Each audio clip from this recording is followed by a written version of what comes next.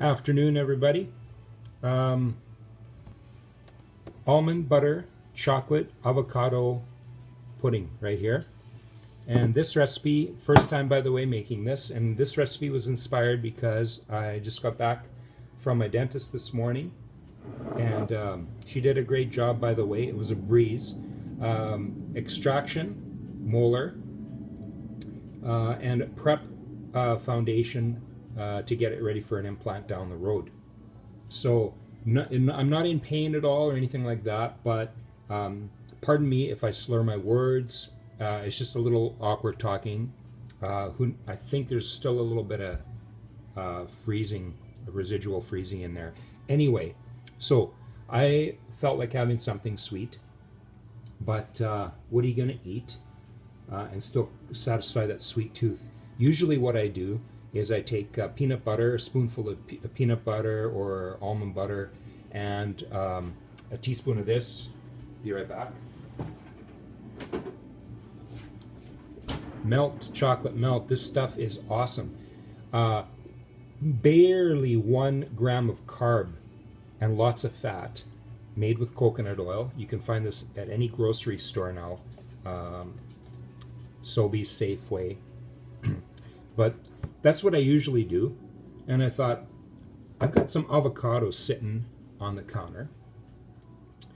And I know, and I've seen recipes online, or people posting tips for how to use avocados. And I remember coming across avocado pudding, avocado mousse once upon a time. So I Googled it, found this deadly recipe. I think it's going to be deadly. I had a couple of spoonfuls and it's not cooled off yet, but this is what I did.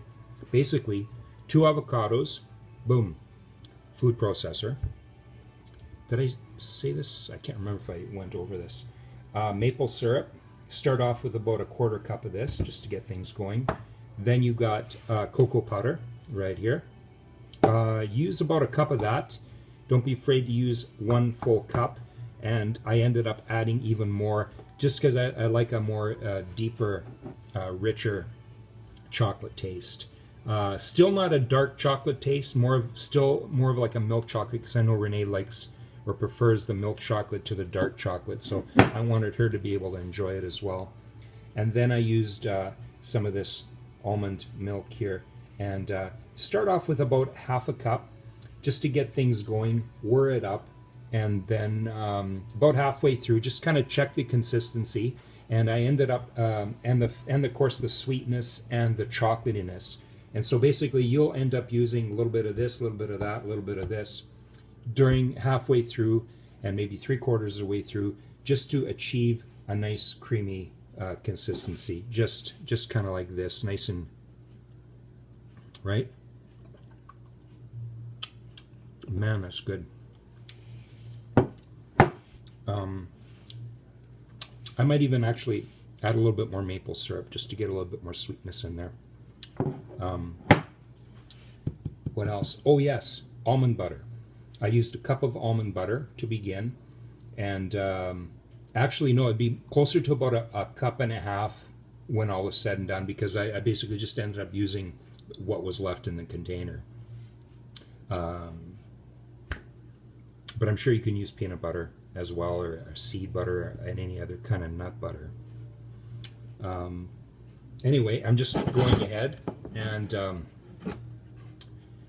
putting the remaining leftover pudding into these little gaffers here. You can use any kind of a bowl, and then just put saran wrap on it. I've got these lids. I'm going to use the lid just like so, and put it in the fridge for a few hours until it gets nice and cold and set. So I'm looking forward to Renee getting home, and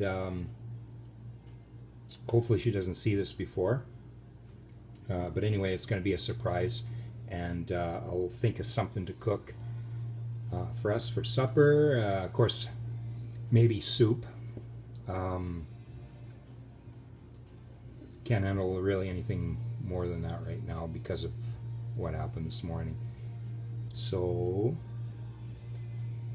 let me know what you think. I'll post this on Facebook, and talk to you later.